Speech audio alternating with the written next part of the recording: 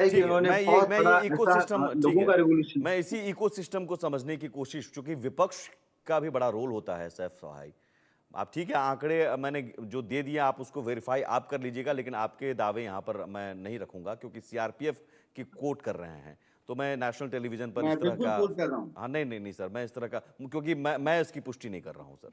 मैं as a journalist, मैं as an anchor मैं पुष्टि नहीं कर रहा हूँ और मैंने जो आंकड़े दिए हैं, वो आप उसे वेरीफाई कर सकते हैं, वो ऑथेंटिक है। कमी आई है, 72% की कमी आई है सर, और इन 10 सालों की तुलना में। लेकिन अलग बात, मैं अर्बन नक्सलियों की मैं बात कर रहा हूँ। ये विपक्ष में होने के नाते जो पीएम मोदी की अपील है, उस अपील को आप भी क्या ज़्यादा से ज़्यादा लोगों तक नहीं ले जा सकते हैं कि हाँ, नहीं देखिए साहब, पीएम मोदी ने कहा है और ये बात सच है, उसे लोगों को पहचानना होगा और सरकार अगर कार्रवाई करती है, तो कार्रवाई के साथ हम खड़े रहें। तो बिल्कुल हम साथ में हैं। इस चीज के लिए जो है बिल्कुल नक्सलवाद को जो है खत्म करना चाहिए जो है। और इसमें जो इन्वेस्टिगेशन एजेंसीज हैं, उनको और बढ़ावा, उनको फैसिलिटेट करके उनको एक ज्यादा फैसिलिटी देनी चाहिए।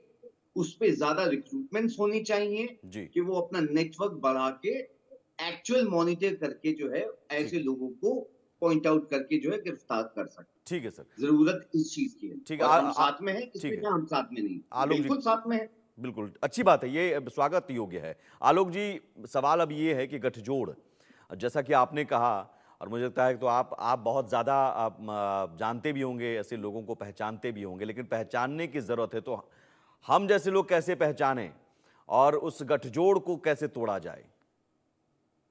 देखिए सुमित जी, पहचान तो हम रहे हैं। मैंने इसीलिए कहा, यदि कोई पत्रकार की पत्नी प्रोफेसर है किसी यूनिवर्सिटी में और उसके बाद वो उनके घर में नक्सली जो जहां से जब खदेड़े जाते हैं, वो लोग आकर के वहां शरण ले लें, वो कि जरूरी दिल्ली में हो, वो जयपुर में हो सकता है, वो पटना में हो सकता है, वो लखनऊ में हो सकता है, वो कश्मीर में हो सकता है। इसलिए आवश्यकता है कि वो रखें। और दूसरा मैं ध्यान दिलाऊंगा, सैफ साहब बहुत अच्छी बातें कह रहे हैं, मैं उनका बड़ा सम्मान किया मैंने आज उनकी बात सुन करके। मैं कहूंगा वो अपनी पार्टी से आग्रह करें, वो भी पहचान करके उन लोगों को जो फंडिंग होती है, अरे पार्टी के पक्ष में बोल रहे हैं इसलिए चलिए फंडिंग कर देते हैं।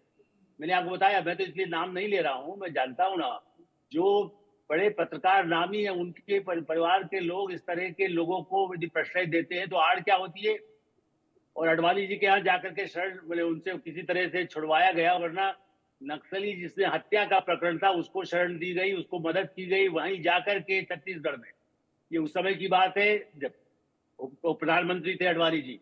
इसलिए मैं तो, और आप इसलिए मैंने कहा कि मैं जड़ पुराने गड़े मुर्दे नहीं उखाड़े, लेकिन पार्टियां जो आज भी ऐसे वेबसाइट हो या हुँ, कोई कॉलेज का, यूनिवर्सिटी का, कोई किसी और नाम पर छद्म, देखिए रावण का अभी अभी आपने दहन किया है, खुद राहुल गांधी गए थे, उनसे कहिए कि असली रावण की पहचान करिए, किस वेश में हो, वो किस वेश में आपके पास आता है नक्सली, जो भारत को तोड़ने में मदद कर रहा है, चाहे अपने स्वार्थ के लिए, चाहे वो न भी जानता हो कि कौन उपयोग कर रहा है। जी। मैं इसलिए सावधानी की जरूरत कह रहा हूं, हमें आप सबको जरूरत है।